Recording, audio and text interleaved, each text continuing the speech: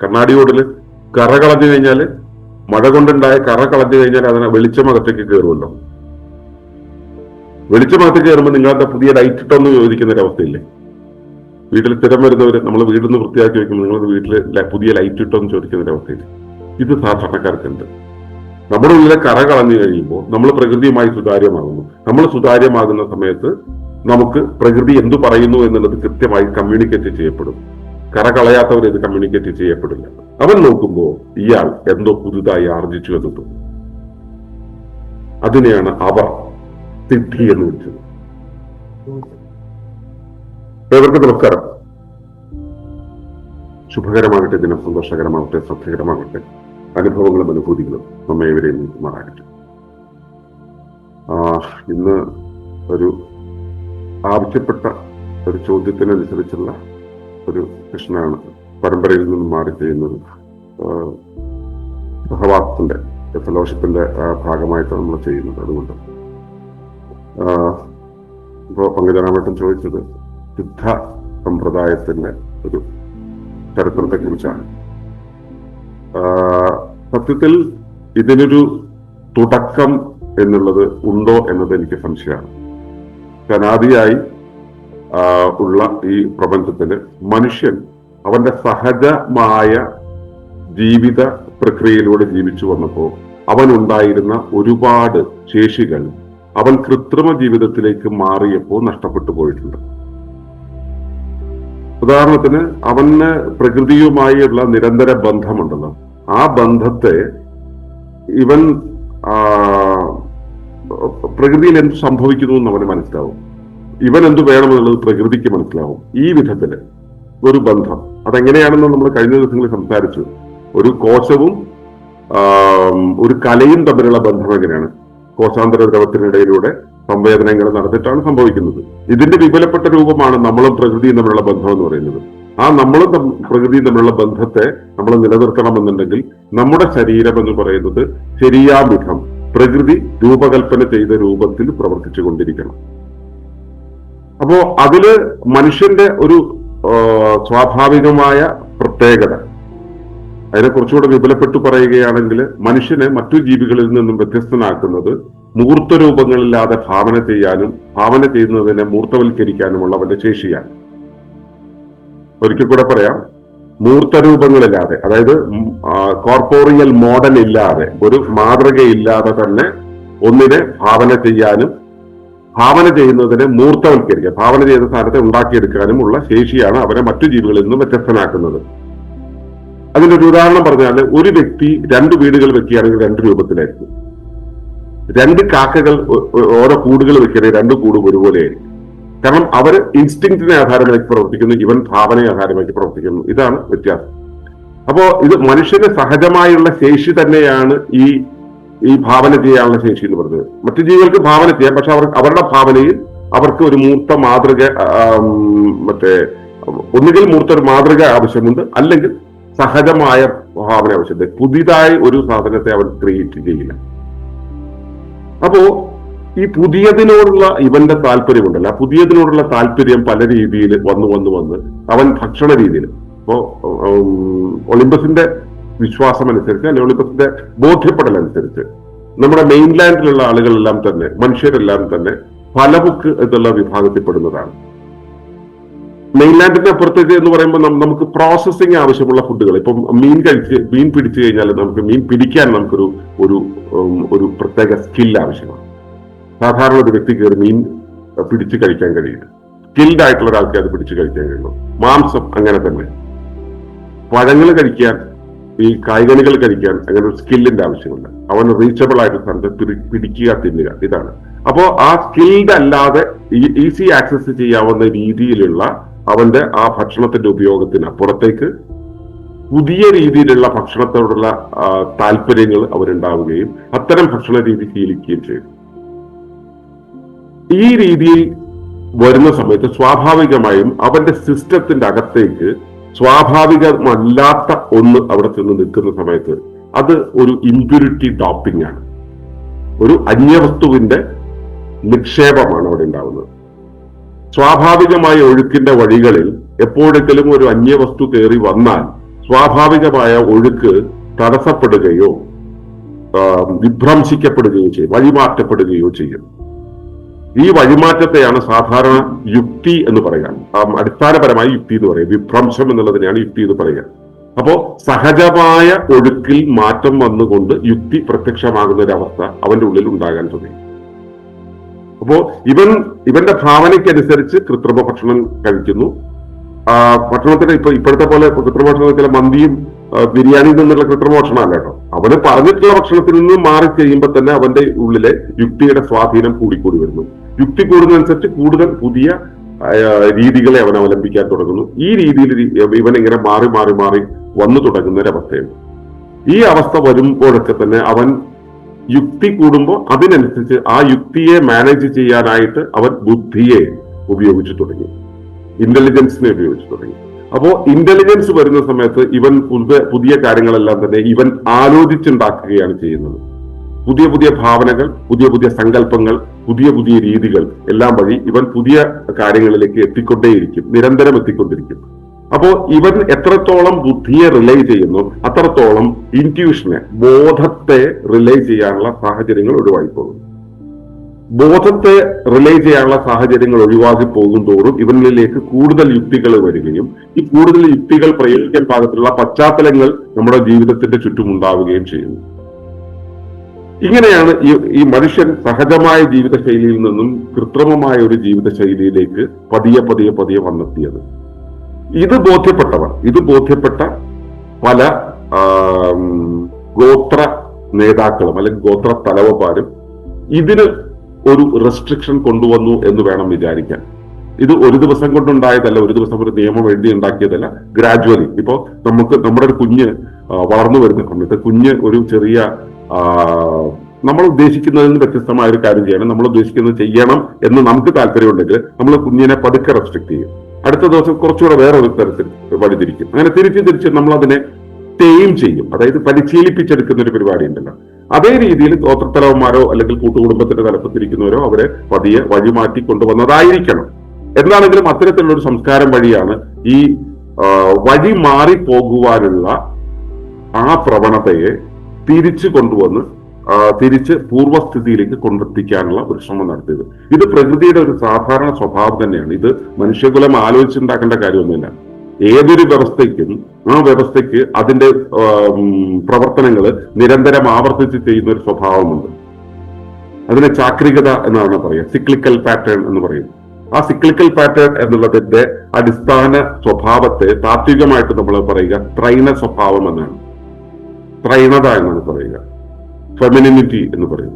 ഈ ഫെമിനിനിറ്റിയുടെ സ്വഭാവം എന്ന് വെച്ചാൽ ചാക്രികതയാണ്. ആ ചാക്രികതയിൽ ഒരു പ്രവർത്തനത്തിനെ ആവർത്തിച്ച് ചെയ്തുകൊണ്ട് അതിനെ റീഇൻഫോഴ്സ് ചെയ്ത് തന്റെ ധർമ്മത്തെ റീഇൻഫോഴ്സ് ചെയ്ത് ഇങ്ങനെ നിലനിർത്തി കൊണ്ടുപോകുന്ന ഒരവസ്ഥയാണ് ത്രൈണതയ്ക്കുള്ളത്. ത്രൈണതയ്ക്ക് എപ്പോഴും മുൻപോട്ട് പോകുവാനുള്ള താല്പര്യമല്ല, അത് ആവർത്തിച്ച ചലനങ്ങളിലൂടെ ഉള്ളതിനെ സ്ഥിതിയിലേക്ക് നിർത്താൻ, അതിനെ ഉറപ്പിച്ചു നിർത്താൻ, സുസ്ഥിതി സാധ്യമാക്കാനുള്ള പ്രവണതയാണ് ത്രൈണതയ്ക്ക് ഉണ്ടാവുക. എന്നാൽ അവിടെ നിൽക്കുകയല്ല, അവിടെ നിന്ന് മാറിപ്പോവുകയാണ് വേണ്ടത് എന്നുള്ളതാണ് യുക്തിപൂരിതമായിട്ടുള്ള ആ പ്രകൃതിയുടെ തന്നെ, ആ സത്തയുടെ തന്നെ യുക്തിപൂരണം ഉണ്ടല്ലോ, അല്ലെങ്കിൽ യുക്തിയുടെ ഒരു ഭാവമുണ്ടല്ലോ, ആ യുക്തിഭാവത്തിലെ പൗരുഷം എന്നുള്ളത് അതിനെ അവിടെ നിന്നും മാറ്റിക്കൊണ്ടുപോയി ഈ ചാക്രിക ചലനത്തിന് പകരം രേഖീയ ചലനത്തിലേക്ക് കൊണ്ടുപോകും. അതൊരു പ്രത്യേക ദിശയിലേക്ക് പോകുന്നതിന് വേണ്ടിയുള്ള പരിശ്രമം നടത്തിക്കൊണ്ടേയിരിക്കും. ഈ രണ്ട് കാര്യങ്ങളും നിരന്തരം ചെയ്തുകൊണ്ടിരിക്കുമ്പോൾ ഇതിൻ്റെ ഉള്ളിലൊരു വടംവലി ഉണ്ടാവും. ഈ സത്തയ്ക്കകത്ത്, ഒരു വ്യവസ്ഥയ്ക്കകത്ത് ഒരു വടംവലി ഉണ്ടാവും. ആ വടംവലിയുടെ സംഘർഷമാണ് ആ സത്തയുടെ ജീവിതമായി മാറുന്നത്, ആ ജീവിത പ്രവർത്തനമായിട്ട് മാറുന്നത്. ജീവിതം എന്ന് പറയുന്നത് ഒരു പ്രവർത്തനമാണത്, പ്രവർത്തനത്തിന്റെ തുടർച്ചയാണ്. ആ ജീവിത പ്രവർത്തനമായിട്ട് മാറുന്നത് ഈ സംഘർഷമാണ്. ഈ സംഘർഷത്തില് മുന്നോട്ട് പോകാനുള്ള പ്രവണത ഉണ്ടാവുകയും ആ പൂർവ്വസ്ഥിതിയോട് അല്ലെങ്കിൽ തന്റെ അടിസ്ഥാന സ്ഥിതിയോട് ചേർന്ന് നിൽക്കുകയും ചെയ്യുന്ന, ഇത് രണ്ടും ഒരേ സമയത്ത് നിലനിർത്തുന്ന ഒരു പ്രക്രിയയുണ്ട്. ഇതിന്റെ പേരാണ് ഗുരുത്വം. ഇതിന്റെ ഏറ്റവും നല്ല ഉദാഹരണം എന്ന് പറയുന്നത് പമ്പരമാണ്. പമ്പരം എന്നുള്ളത് ഭൂമിയോട് ചേർന്ന് കിടക്കുന്നു. അതിലേക്ക് ഡൈനാമിസം അല്ലെങ്കിൽ ചലനാത്മകത വരുന്ന സമയത്ത് ആ ചലനം കൊണ്ട് അത് തലയുയർത്തി ആന്റിഗ്രാവിറ്റി എന്നുള്ള ഒരു സ്റ്റേറ്റ് അതിനകത്ത് ജനറേറ്റ് ചെയ്യപ്പെടുകയും അത് ഭൂമിക്ക് എതിർദിശയിൽ തലയുയർത്തി നിൽക്കുകയും ചെയ്യും. എന്നാൽ ആ എതിർദിശയിൽ അത് പ്രവഹിച്ചു പോവുകയില്ല, അത് കേന്ദ്രത്തോട് ചേർന്ന് തന്നെ നിൽക്കുകയും എന്നാൽ അവിടെ ഡൈനാമിക് ആയിട്ട് നിൽക്കുകയും ചെയ്യും. ഇതാണ് ജൈവതയുടെ പ്രത്യേകത. ഗുരുത്വമുള്ളപ്പോൾ ആ ജൈവതയിലേക്ക് ചേർത്ത് നിൽക്കും. നമ്മൾ ഗുരുവിനോട് ഉള്ള ഒരു വിധേയത്വം ഉണ്ടാവണം. അല്ലെങ്കിൽ നമ്മളിവിടെ പഞ്ചഗുരുത്വങ്ങളെ കുറിച്ച് പറയുന്നുണ്ടല്ലോ, മാതാവ്, പിതാവ്, കുലം, പിന്നെ കാരണഗുരു, പിന്നെ ഭൂമി. ഈ അഞ്ചിനോടും ഗുരുത്വം ഉണ്ടാകണം നമ്മൾ പറയുന്നത് അതുകൊണ്ടാണ്. ആ ഗുരുത്വം ഉണ്ടാകുന്ന സമയത്ത് നമ്മൾ ചേർന്ന് നിൽക്കുകയും എന്നാൽ നമ്മൾ ഡൈനാമിക് ആകുകയും ചെയ്യും. ഗുരുത്വം ഉണ്ടാവുക എന്ന് വെച്ചാൽ തെറ്റിദ്ധരിക്കരുത്, അത് ജഡത്വമല്ല, നിഷ്ക്രിയതയല്ല, ആധാരത്തോട് ചേർന്ന് തലയുയർത്തി ഡൈനാമിക് ആയി നിൽക്കല. ആ നിൽപ്പുണ്ടല്ലോ, ഈ നിൽപ്പ് നിന്ന കുലങ്ങളെല്ലാം തന്നെ ഈ സുസ്ഥിരതയുടെ സ്ത്രൈണതയുടെ ഭാവത്തിൽ നിൽക്കുകയും ഒക്കെ ചെയ്തു പോയിരുന്ന ഒരു കാലമായിരുന്നു നമുക്കുണ്ടായിരുന്നത്. അതിൽ നിന്നാണ് നമ്മൾ പിന്നീട് കൂടുതൽ കൂടുതൽ വടികളിലേക്ക് മാറിപ്പോയത്. ഗോത്ര സമൂഹത്തിന്റെ സംഭവത്തിലേക്ക് കയറുക. അപ്പോ അങ്ങനെ വരുന്ന സമയത്ത് ഈ മാറ്റം ഉണ്ടല്ലോ, നമ്മൾ കാട്ടിനകത്താണ് ഇതെല്ലാം സാധ്യമായിരുന്നത്. കാടിന് ആ സ്വാഭാവിക പ്രകൃതിയുണ്ട്, കാട്ടിനകത്തുള്ള ഗോത്രങ്ങൾക്ക് ഈ സ്വാഭാവിക ജീവിതത്തിലൂടെ കടന്നു പോകാൻ പറ്റിയിട്ടുണ്ട്.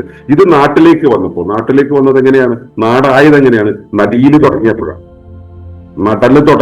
നട്ടു തുടങ്ങിയപ്പോഴാണ് നാടുണ്ടായത്. അതുവരെ കാടായിരുന്നു. നട്ടു തുടങ്ങുക വെച്ചാൽ എന്താണ്? നമുക്ക് സ്വാഭാവികമായ അവസ്ഥയിൽ നിന്ന് സ്വീകരിക്കുന്നതിന് പകരം കൃത്രിമമായി ഉണ്ടാക്കണം എന്നുള്ള തോന്നൽ വന്നപ്പോഴാണ് നടിയിലുണ്ടായത്. അതായത് മനുഷ്യൻ കൃത്രിമത്വത്തിലേക്ക് മാറിയതിന്റെ ആദ്യ ചുവടാണ് കൃഷി, അഗ്രികൾച്ചർ എന്ന് പറയുന്നത്. നമ്മളിപ്പോഴും കൃഷി എന്ന് പറയുന്നത് പ്രകൃതിയിലേക്ക് തിരിച്ചു പോകുവാനുള്ള ഏറ്റവും മഹത്തരമായ മാർഗമാണെന്ന്, ഉദാത്തതയാണെന്നൊക്കെ നമ്മൾ പലപ്പോഴും വ്യാഖ്യാനിക്കാറുണ്ട്. നമ്മുടെ മുന്നിലുള്ള ടൂൾ ഒരു പക്ഷേ അതായിരിക്കാം. പക്ഷേ അതിന്റെ അടിസ്ഥാനപരമായ കാഴ്ചയിലേക്ക് പോകുമ്പോൾ നമുക്ക് മനസ്സിലാക്കേണ്ടതുണ്ട്, കൃഷി എന്ന് പറയുന്നത് നമ്മളെ കൃത്രിമത്വത്തിലേക്ക് എത്തിച്ച ആദ്യ ചുവടാണ്. അപ്പൊ അങ്ങനെ കൃഷിയിലൂടെ നമ്മൾ ഈ ജീവിതത്തിന്റെ പുതിയ രീതിയിലേക്ക് വരുന്നു. കൃഷി ചെയ്തത് എന്താണ്? നമുക്ക് വേണ്ടതിനെയാണ് ഉണ്ടാക്കിയത്? അല്ല, എളുപ്പത്തിൽ ഉണ്ടാക്കാൻ പറ്റുന്നതും എളുപ്പത്തിൽ സംഭരിക്കാൻ പറ്റുന്നതിനുമാണ് ഉണ്ടാക്കിയത്. അങ്ങനെ കൃഷി ചെയ്തു തുടങ്ങിയപ്പോ സഹജ ഭക്ഷണത്തിൽ നിന്നും തികച്ചും വിഭിന്നമായ, ഒട്ടും സഹജമല്ലാത്ത കൃത്രിമ ഭക്ഷണത്തിലേക്ക് നമ്മൾ മാറിപ്പോയി. അങ്ങനെയാണ് നമ്മൾ ധാന്യങ്ങൾ നമ്മുടെ ഭക്ഷണമായി സ്വീകരിച്ചത്. കിളികളും കുരുവികളും ഭക്ഷിക്കേണ്ട ആ അരിയും ധാന്യങ്ങളും ഒക്കെ കഴിക്കുന്ന ഒരു രീതിയിലേക്ക് വന്നത്. സ്വാഭാവികമായിട്ടും ഈ ഭക്ഷണം എന്നുള്ളത് നമ്മുടെ ശരീരത്തിനകത്തേക്ക് കയറുന്ന സമയത്ത് അത് ശരീരത്തിന്റെ സ്വാഭാവിക പ്രവർത്തനങ്ങളെ മാറ്റം വരുത്തും. ഭക്ഷണം എന്ന് വെച്ചാൽ എന്താണ്? രണ്ട് രീതിയിൽ നമ്മൾ മനസ്സിലാക്കണം. എന്താണോ പ്രകൃതിയിൽ അധികമായി നിൽക്കുന്നത് അതിനെ ഹരിച്ചുകൊണ്ട് അതിനെ മെയിൻറ്റെയിൻ ചെയ്യാൻ വേണ്ടി പ്രകൃതി ഉണ്ടാക്കുന്ന സംവിധാനമാണ് ഒരു ജീവി എന്ന് പറയുന്നത്. പ്രകൃതിയിലെ ഒരു വ്യവസ്ഥ നിലനിൽക്കുമ്പോൾ അതിന്റെ അളവ് അധികമാകാതിരിക്കാൻ അതിനെ ക്രോപ്പ് ചെയ്ത് നിർത്താൻ വേണ്ടിയുള്ള ഒരു സംവിധാനത്തെയാണ് ജീവി എന്ന് നമുക്ക് വിളിക്കാൻ പറ്റുക. ഒരു ജീവി ഉണ്ടാകുന്നത് അത് ഭക്ഷിക്കുന്ന ഭക്ഷണത്തെ റെഗുലേറ്റ് ചെയ്യാൻ വേണ്ടി ഉണ്ടാകുന്നതാണ്. ഹരിക്കാൻ വേണ്ടി ഉണ്ടാകുന്നതാണ്. ഇത് ഒരു വ്യവസ്ഥ. ഭൂമിയുടെ സൈസ് റൈറ്റ്നെസ് എന്നുള്ള വ്യവസ്ഥാ നിയമത്തെ പാലിക്കാൻ വേണ്ടിയുള്ള ഒരു സിസ്റ്റമാണ് അതെങ്കിൽ, രണ്ടാമത് പരിസ്ഥിതി തന്റെ ശരീരത്തിലൂടെ കടന്ന് പരിസ്ഥിതിയിലേക്ക് പ്രവഹിക്കുന്ന ഒരു പാരിസ്ഥിതിക ഘടകങ്ങളുടെ പ്രവാഹമുണ്ട്. ഈ ഘടക പ്രവാഹമാണ് ഒരു ജീവിയുടെ ശരീരത്തെ നിലനിർത്തുന്നത്. അങ്ങനെ നമ്മുടെ വെളിയിൽ നിന്നും നമ്മുടെ ശരീരത്തിനകത്തുകൂടെ കടന്ന് വെളിയിലേക്ക് പോകുന്ന ഒന്നാണ് വായു, പിന്നെന്താണ് വെള്ളം. അതുപോലെ തന്നെ നമ്മുടെ ശരീരത്തിന് വേണ്ടുന്ന ഘടകങ്ങളായി മാറുന്ന മറ്റൊന്നാണ് പാരിസ്ഥിതിക ഘടകമാണ് ഭക്ഷണം എന്ന് പറയുന്നത്. ഓരോ ജീവിക്കും ഓരോ ഭക്ഷണമുണ്ട്. ജീവിയുടെ വാസനയ്ക്കനുസരിച്ച് ഈ ഭക്ഷണത്തെ തിരഞ്ഞെടുക്കുകയും സ്വീകരിക്കുകയും അത് പ്രോസസ് ചെയ്യുകയും വെളിയിലേക്ക് കൊടുക്കുകയും ചെയ്യുന്ന അതുവഴിയാണ് ഈ ജീവി നിലനിൽക്കുന്നത്. പക്ഷേ ഈ സഹജവാസനയിൽ നിന്ന് മാറി വേറൊരു രീതിയിലേക്ക് നമ്മൾ ആയിത്തീരുന്ന സമയത്ത് സ്വാഭാവികമായും ഈ ഭക്ഷണ രീതിയിൽ മാറ്റം വരും. യുക്തി വന്നു, പുതിയ ഭക്ഷണം എടുത്തു, പുതിയ ഭക്ഷണം വന്നു, സിസ്റ്റത്തെ മാറ്റിയത്, നമ്മുടെ മെറ്റാബോളിക് സംവിധാനത്തെ മാറ്റി, പ്രവർത്തന രീതിയെ മാറ്റി. അത് നമ്മളിലേക്ക് പകർന്നു തരുന്ന, ഇപ്പൊ കുരുവിയുടെ ശരീരത്തിലേക്ക് കൊടുക്കേണ്ടുന്ന എന്താ പറയുക, വൈറ്റാലിറ്റി. ഭക്ഷണത്തിൽ നമ്മൾ വൈറ്റാലിറ്റി മാത്രമല്ല, നമ്മുടെ സാധാരണ ഊർജം കിട്ടുന്നു എന്നാണ് പറയുക. ഭക്ഷണത്തിൽ നിന്ന് ഊർജം കിട്ടുന്നു. ഭക്ഷണം ഊർജത്തെ ക്യാരി ചെയ്യുന്നു എന്നല്ല ശരിയാണ്. ഭക്ഷണത്തിൽ നിന്ന് ഊർജമല്ല കിട്ടുന്നത്, നമുക്ക് ന്യൂട്രിയൻസ് ആണ് കിട്ടുന്നത്. അതുപോലെ വൈറ്റാലിറ്റി ആണ് കിട്ടുന്നത്, വൈറ്റമിൻസ് ആണ് കിട്ടുന്നത്. ഒരുപാട് തെറ്റിദ്ധാരണകൾ ഈ മേഖലകളിലൊക്കെ ഉണ്ട്, ഞാൻ അതിലേക്ക് ഇപ്പൊ കടക്കുന്നില്ല. വൈറ്റമിൻസ് കിട്ടുന്നു, അതുപോലെ മിനറൽസ് കിട്ടുന്നു, ഈ കാര്യങ്ങളെല്ലാം കിട്ടുന്നുണ്ട്. ഇത് നമ്മുടെ സഹജവാസനയ്ക്കനുസരിച്ച് നമ്മൾ കഴിക്കുന്ന സമയത്ത് നമുക്കെന്ത് വേണം അതാണ് കിട്ടുക. സഹജവാസനയിൽ നിന്ന് മാറി ശീലങ്ങൾക്കും സംസ്കാരത്തിനനുസരിച്ച് ഭക്ഷണം കഴിച്ചു തുടങ്ങുമ്പോൾ നമുക്ക് വേണ്ടതല്ല, നമുക്ക് വേണ്ടാത്ത ഒരു കാര്യം നമ്മുടെ ശരീരത്തിലേക്ക് കയറുകയും നമ്മുടെ ചിന്താപദ്ധതികളും ഒക്കെ മാറിപ്പോവുകയും ചെയ്യുക. നമ്മുടെ ചിന്താപദ്ധതി മാറിപ്പോകുന്നു, എന്റെ കൂടെയുള്ളവരുടെ ചിന്താപദ്ധതി മാറിപ്പോകുന്നു, അതിനനുസരിച്ച് സൗകര്യപ്രദമായ ഒരു ജീവിതശൈലിയിലേക്ക് ഞാൻ മാറിപ്പോകുന്നു. ഇങ്ങനെയെല്ലാം ആയി പോകുമ്പോൾ എന്റെ ബുദ്ധിയുടെ ലോകത്ത്, ഞാൻ ഉണ്ടാക്കിയ സംസ്കാരത്തിന്റെ ലോകത്ത്, ഞാൻ ഉണ്ടാക്കിയ അക്കാഡമിയുടെ ലോകത്ത് ജീവിക്കുന്ന ഒരു വ്യവസ്ഥ ഇവിടെ ഉണ്ടായി വരികയാണ്. അതാണ് സംസ്കാരത്തിന്റെ ഡെവലപ്മെന്റ് എന്ന് പറയുന്നത്. സംസ്കാരത്തിന്റെ ഡെവലപ്മെന്റ് വരുന്ന സമയത്ത് സ്വാഭാവികമായിട്ട് സഹജമായ ജീവിതചര്യ നമുക്ക് നഷ്ടമായി പോകുന്നു. അപ്പോൾ നമ്മൾ പ്രകൃതിയുമായിട്ടുള്ള ആ നൈരന്തര്യം, പ്രകൃതിയുമായിട്ടുള്ള വിനിമയം എന്നുള്ളത് നഷ്ടമായി. അങ്ങനെയുള്ള ജനതയാണ് പിന്നീട് ഉണ്ടായി വന്നതൊക്കെ. അപ്പോ സഹജമായി നമ്മൾ പ്രകൃതിയുമായി ചേർന്നിരിക്കുന്ന ഒരവസ്ഥ നഷ്ടമായ ഒരു അവസ്ഥയിൽ ചിലർക്കെങ്കിലും മനസ്സിലായി അതല്ല, തിരികെ നമ്മുടെ സഹജവാസനയുടെ വഴി നമ്മൾ ജീവിക്കുകയാണെങ്കിൽ നമുക്ക് പ്രകൃതിയുമായിട്ടുള്ള ആ നൈരന്തര്യം തുടരാൻ പറ്റും. അത് തിരിച്ചറിഞ്ഞ ചിലർ അവരുടെ ഭക്ഷണ രീതിയിൽ, അവരുടെ പ്രാണചലനത്തിന്റെ രീതിയിൽ ഒക്കെ മാറ്റങ്ങൾ എത്തി. ഈ പ്രാണചലനത്തെ കുറിച്ച് പറയുമ്പോൾ തീർച്ചയായിട്ടും മനസ്സിലാക്കേണ്ട വിട്ടുപോയൊരു കാര്യം, ഈ ഭക്ഷണ രീതിയിൽ മാറ്റം വന്നു കഴിഞ്ഞാൽ അന്നു മുതൽ നമ്മുടെ ശ്വാസോച്ഛ്വാസത്തിന്റെ ക്രമത്തിൽ മാറും. അത് നമ്മൾ ഇന്നും പ്രകടമായി മനസ്സിലാക്കാവുന്നതാണ്. നമ്മുടെ കുട്ടികളുണ്ടല്ലോ, കുട്ടികൾക്ക് 28 കെട്ടുന്ന ഒരു പരിപാടിയിൽ വായിൽ കുറുക്ക് കയറ്റി കൊടുക്കുന്ന പരിപാടി ഉണ്ടല്ലോ. അതിന്റെ തലേ ദിവസം വരെ കുഞ്ഞ് കരയുന്ന സമയത്ത് കരയുമ്പോൾ വായിൽ നിന്നും ശക്തമായി വായു വെളിയിലേക്ക് ചാടുന്ന സമയത്ത് വയറ് ചെറുതാവുകയാണ് ചെയ്യുക. പക്ഷെ ഈ കുറുക്ക് കൊടുത്ത് കുറച്ചു ദിവസം കഴിയുമ്പോഴേക്കും ഈ കുഞ്ഞ് ശ്വാസം വലിക്കണമെങ്കിൽ, ശ്വാസം ഉള്ളിലേക്ക് കയറണമെന്നുണ്ടെങ്കിൽ അത് ശരീരത്തിനെ പിടിച്ചിങ്ങനെ മസിലുകളൊക്കെ ഇങ്ങനെ പിടിച്ച് ഉള്ളിലേക്ക് ശ്വാസം എടുക്കുന്ന രീതി ഉണ്ടാവും. അപ്പോ ശ്വാസം വിടുന്ന സമയത്ത് ഇതിന് നേരെ എതിർ ദിശയിലായിരിക്കും വയറ് വലുതാകുന്ന ഒരവസ്ഥയായിരിക്കും ഉണ്ടാവും. ഈ രീതിയിൽ ശ്വാസക്രമീകരണത്തിൽ തന്നെ മാറ്റം ഉണ്ടാകുന്ന ഒരവസ്ഥ ഉണ്ടല്ലോ. ആ ശ്വാസത്തെ പുനഃക്രമീകരിച്ചു കഴിഞ്ഞാൽ അത് അന്ന് പിന്നെ പ്രാണനെ കുറിച്ചൊക്കെ തുടക്കത്തിൽ അറിയില്ല, പിന്നീടാണ് ശ്വാസവും പ്രാണനും രണ്ടാണെന്നുള്ള അവസ്ഥയൊക്കെ നമ്മൾ മനസ്സിലാക്കുന്നത്. അപ്പോ അതിനെ പുനഃക്രമീകരിച്ചു കഴിഞ്ഞാൽ ബാക്കിയുള്ള കാര്യങ്ങളെല്ലാം സിസ്റ്റം പതുക്കെ ശരിയായി പ്രവർത്തിക്കാൻ തുടങ്ങുമെന്നൊക്കെ കുറച്ചു പേർക്കെങ്കിലും മനസ്സിലായി. ഇത് തമിഴ്നാട്ടിലെ സിദ്ധന്മാർക്ക് മാത്രമല്ല, ലോകത്തിലെ എല്ലാ പ്രാചീന സംസ്കാരങ്ങളിലും ഇത് മനസ്സിലായിട്ടുണ്ട്. നമ്മുടെ നാട്ടിൽ അതിനൊരു സിസ്റ്റം ഉണ്ടായി നമ്മുടേതായിട്ടുള്ള സിസ്റ്റം ഉണ്ടായി. ആ സിസ്റ്റം നമുക്ക് വായിക്കാൻ എളുപ്പത്തിൽ പറ്റുന്നു, കാരണം നമ്മൾ ഈ നാട്ടുകാരാണല്ലോ, അതുകൊണ്ട് എളുപ്പത്തിൽ പറ്റുന്നു എന്ന് മാത്രം. അപ്പോ അങ്ങനെ നമ്മൾ ശ്വാസത്തെ ക്രമീകരിക്കുന്ന സമയത്ത്, ഭക്ഷണത്തെ ക്രമീകരിക്കുന്ന സമയത്ത്, ജീവിതശൈലിയെ ക്രമീകരിക്കുന്ന സമയത്ത്, നമ്മുടെ വീക്ഷണങ്ങളും ആവശ്യങ്ങളും ദർശനങ്ങളും ഒക്കെ ക്രമീകരിക്കുന്ന സമയത്ത് നമ്മൾ സ്വാഭാവികമായൊരു ജീവിതക്രമത്തിലേക്ക് വരുന്നതായിട്ട് അവർ മനസ്സിലാക്കും. അങ്ങനെ വരുന്ന സമയത്ത് നമ്മുടെ ജീവിതത്തിലേക്കും കാഴ്ചയിലേക്കും വന്നു ചേർന്നിട്ടുള്ള കറകളെല്ലാം മാറ്റി നമ്മൾ പ്രകൃതിയുമായി സുതാര്യമാകുന്ന ഒരവസ്ഥയിലേക്ക് നമ്മൾ എത്തിപ്പറ്റുന്നത് അവർക്ക് മനസ്സിലാക്കും. മറ്റുള്ളവർക്ക് ഇത് മനസ്സിലാവില്ലല്ലോ. ഈ കറ കളഞ്ഞു കഴിഞ്ഞാൽ വെളിച്ചമകത്തേക്ക് കയറും, ശരിയല്ലേ? കണ്ണാടിയോടില് കറ കളഞ്ഞു കഴിഞ്ഞാല്, മഴ കൊണ്ടുണ്ടായ കറ കളഞ്ഞു കഴിഞ്ഞാൽ അതിനെ വെളിച്ചമകത്തേക്ക് കയറുമല്ലോ. വെളിച്ചമകത്തേക്ക് കയറുമ്പോൾ നിങ്ങളെന്താ പുതിയ ലൈറ്റ് ഇട്ടൊന്ന് ചോദിക്കുന്ന ഒരവസ്ഥയില്ലേ? വീട്ടിൽ സ്ഥിരം വരുന്നവര് നമ്മൾ വീടൊന്ന് വൃത്തിയാക്കി വെക്കുമ്പോൾ നിങ്ങൾ വീട്ടിൽ പുതിയ ലൈറ്റ് ഇട്ടൊന്ന് ചോദിക്കുന്ന ഒരവസ്ഥയിൽ ഇത് സാധാരണക്കാർക്കുണ്ട്. നമ്മുടെ ഉള്ളിലെ കറ കളഞ്ഞു കഴിയുമ്പോൾ നമ്മൾ പ്രകൃതിയുമായി സുതാര്യമാകുന്നു. നമ്മൾ സുതാര്യമാകുന്ന സമയത്ത് നമുക്ക് പ്രകൃതി എന്തു പറയുന്നു എന്നുള്ളത് കൃത്യമായി കമ്മ്യൂണിക്കേറ്റ് ചെയ്യപ്പെടും. കറ കളയാത്തവർ ഇത് കമ്മ്യൂണിക്കേറ്റ് ചെയ്യപ്പെടില്ല. അവൻ നോക്കുമ്പോൾ ഇയാൾ എന്തോ പുതുതായി ആർജിച്ചു എന്ന് തോന്നും. അതിനെയാണ് അവർ സിദ്ധി എന്ന് വിളിച്ചത്. സിദ്ധികൾ ഒരിക്കലും അമാനുഷികമായ ഒരു സംഭവമല്ല, അഭൗമികമായ ഒരു കാര്യമല്ല. സിദ്ധി എന്നുള്ളത് മനുഷ്യന്റെ സ്വാഭാവികമായ അവസ്ഥയാണ്. ആ സ്വാഭാവിക അവസ്ഥയിൽ നിന്നും മാറി നമ്മൾ കൃത്രിമാവസ്ഥയിൽ ജീവിച്ച് വന്നിരിക്കുമ്പോൾ ഈ സ്വാഭാവിക അവസ്ഥയെ കാണുമ്പോൾ അത് സിദ്ധിയാണെന്ന് നമുക്ക് തോന്നും. അങ്ങനെ സിദ്ധിച്ച ഒരു രീതി, അതിലൂടെയാണ് സിദ്ധമാർഗം ഉണ്ടാകുന്നത്. സിദ്ധമാർഗം എന്ന് പറയുമ്പോൾ അത് ഞാൻ പറഞ്ഞു, തമിഴ്നാട്ടില് ആണ് സിദ്ധ സമ്പ്രദായം എന്നുള്ളത് നമ്മൾ പ്രചരിക്കപ്പെട്ടിട്ടുള്ളതെങ്കിലും ഈ സിദ്ധമാർഗം according to Olympus, according to ഒളിമ്പസിന്റെ പഠനങ്ങൾക്കനുസരിച്ച് എല്ലാ പ്രാചീന സമ്പ്രദായങ്ങളും, ഷാമനിസം എന്ന് പറയുന്നത് അതാണ്. ഷാമനിക് സമ്പ്രദായങ്ങളിലൂടെ എല്ലാം തന്നെ പ്രകൃതിയുമായി നമ്മൾ എങ്ങനെ ബന്ധത്തിലാവുക എന്നുള്ളതാണ് അവിടെ എല്ലാം പഠിക്കുന്നത്. ആമസോൺ ട്രൈബ്സിന്റെ ഇടയിൽ, ഈ റെഡ് ഇന്ത്യൻസിന്റെ ഇടയിൽ, ഈ മറ്റേ ഓസ്ട്രേലിയയിലെ മറ്റേ ട്രൈബ് ഉണ്ട്, അവരുടെ ഇടയിൽ, ഈ എല്ലാ ട്രൈബുകളുടെ ഇടയിലും ഈ സാധനം ഉണ്ട്. പക്ഷെ അത് പ്രാചീനമെന്നും പ്രാകൃതമെന്നും വിളിച്ച് നമ്മളതിനെ തള്ളിക്കളയാണ്. ആ പ്രാചീനം പ്രാകൃതം എന്ന് പറയുന്നത് തള്ളിക്കളഞ്ഞ അവസ്ഥയ്ക്ക് പകരം അതിന് ഒരു സിവിലൈസേഷന്റെ സപ്പോർട്ടോടുകൂടി സിവിലൈസ്ഡ് ആയിട്ടുള്ള ആളുകൾ ഇതിനെ സപ്പോർട്ട് ചെയ്യുന്ന രീതി ഉണ്ടായത് തമിഴ്. അതുകൊണ്ടാണ് ഇതിന് സിദ്ധിയുടെ മാർഗം അല്ലെങ്കിൽ സിദ്ധമാർഗം എന്ന് പറയുന്നത്, സിദ്ധിച്ച മാർഗം എന്നുള്ള രീതിയിലേക്ക് അത് കൊണ്ടുവന്നു. സിദ്ധമാർഗം ജീവിതത്തിന്റെ ഒരുപാട് മേഖലകളിൽ പിന്നീട് പ്രയോഗിക്കപ്പെട്ടു. സിദ്ധമാർഗത്തിൽ നിന്നും ലഭിച്ച ധിഷണ ഉപയോഗിച്ചുകൊണ്ട്, വൈജ്ഞാനികത ഉപയോഗിച്ചുകൊണ്ട് അത് പ്രകൃതിയുടെ ഒരുപാട് കാര്യങ്ങളെ കൈകാര്യം ചെയ്യുന്നതിലേക്ക് അത് കൈകാര്യം ചെയ്യപ്പെട്ടു. പിന്നീട് അത് ഔഷധങ്ങളുടെ മേഖലയിലേക്ക് കൈകാര്യം ചെയ്തു. ഔഷധം സ്വാഭാവികമാണ് അല്ല, പക്ഷെ ഈ സിദ്ധി ഉപയോഗിച്ചുകൊണ്ട് അത് ഔഷധത്തിന്റെ മേഖലയിലേക്ക് ഉപയോഗിക്കാൻ പറ്റി, രസതന്ത്രത്തിന്റെ മേഖലയിലേക്ക് ഉപയോഗിക്കാൻ പറ്റി, കൃഷിയുടെ മേഖലയിലേക്ക് ഉപയോഗിക്കാൻ പറ്റി. തോൽക്കാപ്യം പോലുള്ള കൃതികളെല്ലാം തന്നെ ഇത്തരം കാര്യങ്ങളെല്ലാം വളരെ ക്രമീകരിച്ചുകൊണ്ട് സിദ്ധ സമ്പ്രദായത്തിന്റെ പ്രായോഗികതകളെ, രാഷ്ട്രതന്ത്രത്തെ, രാഷ്ട്രീയത്തെ എല്ലാം വളരെ ഭംഗിയായിട്ട് അവതരിപ്പിച്ചു വെച്ചു.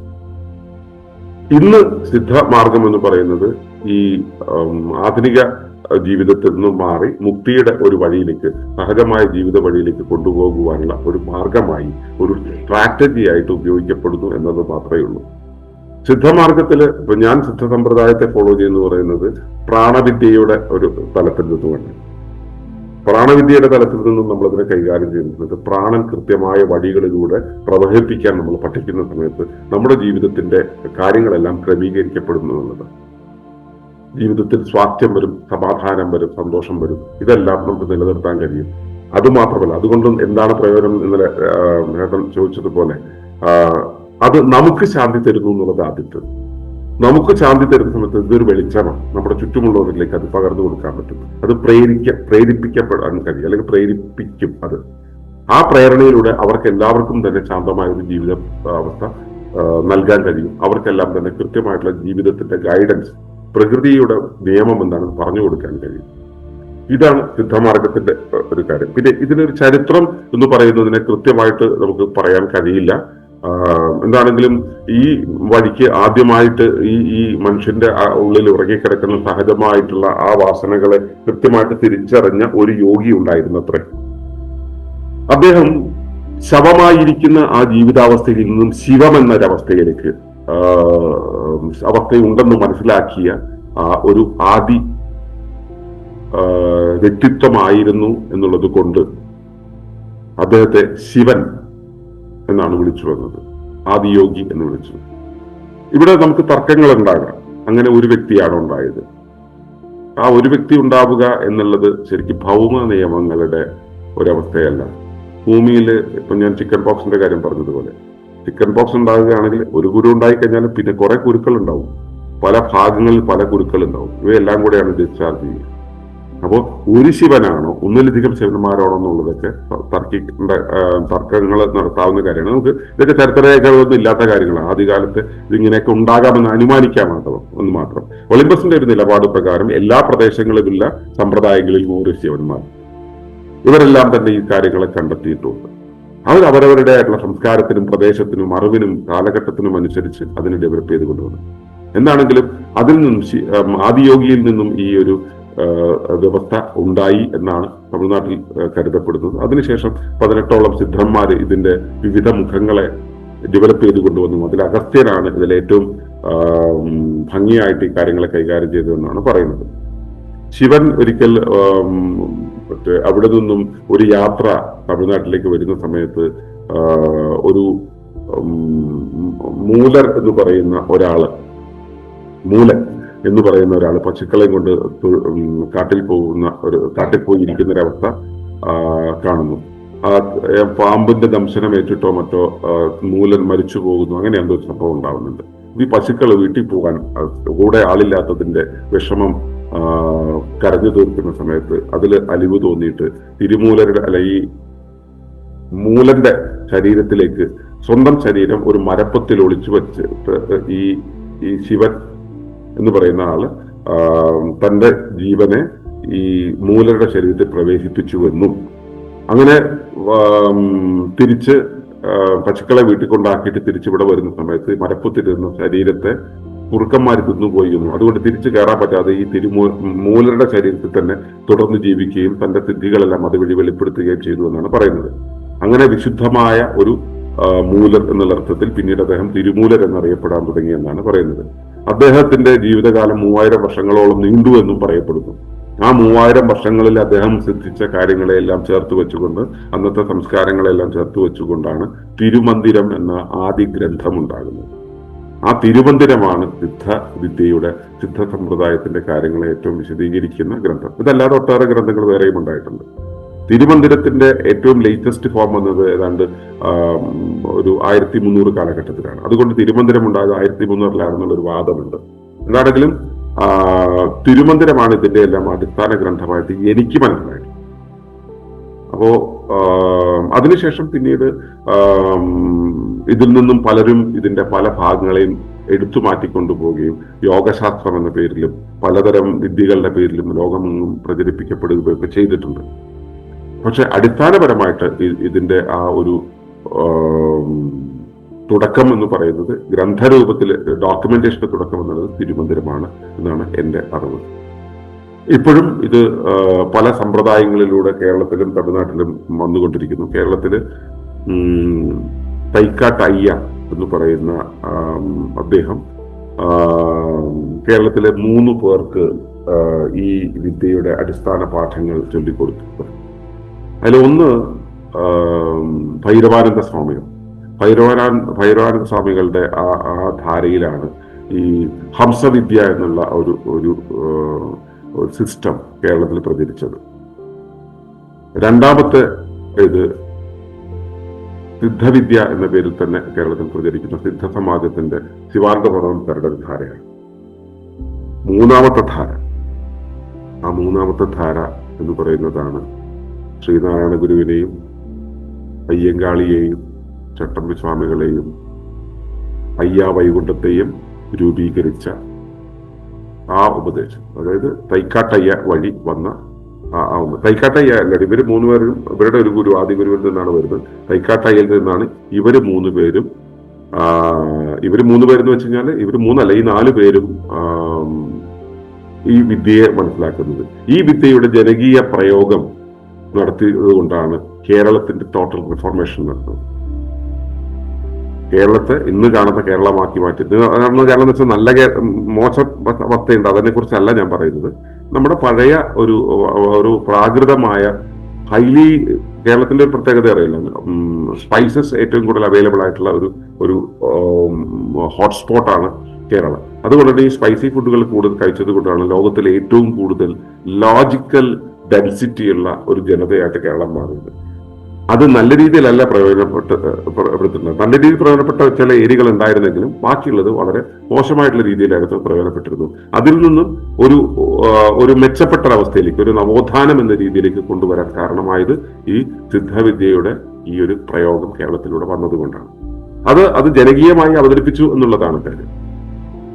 അപ്പൊ ഈ രീതിയിലാണ് സിദ്ധവിദ്യ ഇന്നിവിടെ അവൈലബിൾ ആയിട്ടുള്ളത്. ഇന്ന് നമ്മൾ ഒളിമ്പസ് എന്ന് പറയുന്നത് ശിവാനന്ദപുരംസരുടെ സിദ്ധസമാജത്തിന്റെ തുടർച്ചയായിട്ടുള്ള പരമ്പരയിലാണ് വരുന്നത്. എനിക്ക് ആ പരമ്പരയിലെ മുഴുവൻ ആളുകളുടെ പേര് പറയാൻ അറിയില്ല, എങ്കിലും കണ്ടമുത്തസ്വാമി, പിന്നെ കൃഷ്ണപ്പൻ, പിന്നെ അതുപോലെ തന്നെ മണിയേട്ടൻ, അതിൽ നിന്നാണ് എനിക്ക് ഈ വിദ്യ കിട്ടുന്നത്. അപ്പോ ഈ വഴിയാണ് നമ്മളിപ്പോ ഈ നവഗോത്ര സമൂഹത്തിന്റെ അല്ലെങ്കിൽ ഡീപ് ഇക്കോളജിക്കൽ ഫെലോഷിപ്പില് ആഴങ്ങളിൽ പഠിച്ചു പോകുന്ന ആളുകൾക്ക് നമ്മൾ ഇത് പകർന്നു കൊടുക്കുന്നത്. പഠിച്ചു പോകുന്നവർക്ക്, അതിലേക്ക് എത്തിയവർക്ക് മാത്രമേ നമ്മൾ ഇത് കൊടുക്കുള്ളൂ. പഠിക്കാൻ പറ്റുന്നവർക്ക് മുഴുവൻ ഇത് വിതരണം ചെയ്യുന്ന പരിപാടിയില്ല. കാരണം ഞങ്ങളുടെ ഗുരുവിന്റെ രീതി അതാണ്, മണിയേട്ടന്റെ രീതി അതാണ്. പഠനം പഠിച്ച് പക്വമായി പാകമായി എന്ന് പറയുന്നവനെ വിദ്യ കൊടുക്കൂ, അത് വർഷത്തിൽ ഒരിക്കലേ കൊടുക്കൂ. അങ്ങനെയൊക്കെയുള്ള ചില റെസ്ട്രിക്ഷൻസ് അദ്ദേഹത്തിനുണ്ട്, കൃത്യമായിട്ട് ബോധ്യമുണ്ടാണ്. അപ്പൊ ഇത്രയും കാലമായിട്ട് ഞാൻ 3 പേർക്ക് ഇത് പകർന്നു കൊടുത്തിട്ടുള്ളൂ. ബാക്കിയുള്ളതെല്ലാം തന്നെ എന്റെ പക്വമായി പാകമായി തോന്നുന്ന ആളുകളെ നമ്മൾ ചെയ്യുന്നതെന്ന് വെച്ചാൽ ഗുരു ഉണ്ടായിരുന്ന കാലത്ത് ഗുരുവിന്റെ പക്കൽ കൊണ്ടെത്തിക്കും, അദ്ദേഹം ആ വിദ്യ പകർന്നു കൊടുക്കും. അങ്ങനെയായിരുന്നു ചെയ്തിരുന്നത്. ഇപ്പൊ അദ്ദേഹം സമാധിയായതിനു ശേഷം ഈ പ്രോസസ് ഇപ്പോൾ നമ്മൾ അദ്ദേഹത്തിന്റെ അവിടെ അടുത്ത് കൊണ്ടുപോയിട്ട് ചെയ്യുന്നില്ല. അപ്പോൾ നമ്മുടെ ഒരു രീതി അനുസരിച്ച് ഇതാണ്, ഇങ്ങനെയാണ് ഇതിന്റെ ഒരു പ്രോസസ്സ്. ഈ സിദ്ധവിദ്യയുടെ അടിസ്ഥാനം എന്ന് പറയുന്ന ഈ തിരുമന്ദിരത്തിൽ പറയുന്ന പല കാര്യങ്ങളും, പിന്നെ ഇതിന്റെ തന്നെ മറ്റൊരു വെർഷനാണ്, ഇതിന്റെ ഒരു സോഷ്യോ പൊളിറ്റിക്കൽ വെർഷനാണ് തോൽക്കാപ്യം എന്ന് പറയുന്നത്. ഇതിന്റെയും എല്ലാം ഒരു ആകത്തുക എങ്ങനെ ഉണ്ടാകും, അതിന് സമാന്തരമായിട്ടാണ് ഒളിമ്പസിന്റെ ഡീപിക്കോളജിക്കൽ പഠനങ്ങൾ മുൻപോട്ട് പോകുന്നത്. സമാന്തരം എന്ന് പറയുന്ന കാര്യത്തിൽ അതിനെ ഉപജീവിച്ചു കൊണ്ടല്ല ഇത് പോകുന്നത്, പക്ഷെ ഇതിലുള്ളതും അതിലുള്ളതും ഏതാണ്ട് ഒരേ കാര്യങ്ങളാണ് എന്നുള്ളതാണ് മനസ്സിലാക്കുന്നത്. ഇത്രയുമാണ് സിദ്ധ സമ്പ്രദായത്തിന്റെ ഒരു ചരിത്രത്തെ കുറിച്ച് എനിക്ക് പറയാനുള്ളത്. ഈ അവതരണം ഇവിടെ റെക്കോർഡിംഗ് ഉള്ളത് കൊണ്ട് അവതരണം ഞാൻ ഇവിടെ അവസാനിപ്പിക്കുകയാണ്. നന്ദി, നമസ്കാരം. തുടർന്നു കാണുന്നതിന് മുമ്പായി ഈ വിഷയം ഇഷ്ടമായെങ്കിൽ ഒന്ന് ലൈക്ക് ചെയ്യുക, കമന്റ് ചെയ്യുക, ഷെയർ ചെയ്യുക. നിങ്ങൾ പ്രകൃതിയെ ഇഷ്ടപ്പെടുന്നുവെങ്കിൽ ഈ ചാനൽ ഒന്ന് സബ്സ്ക്രൈബ് ചെയ്യുക.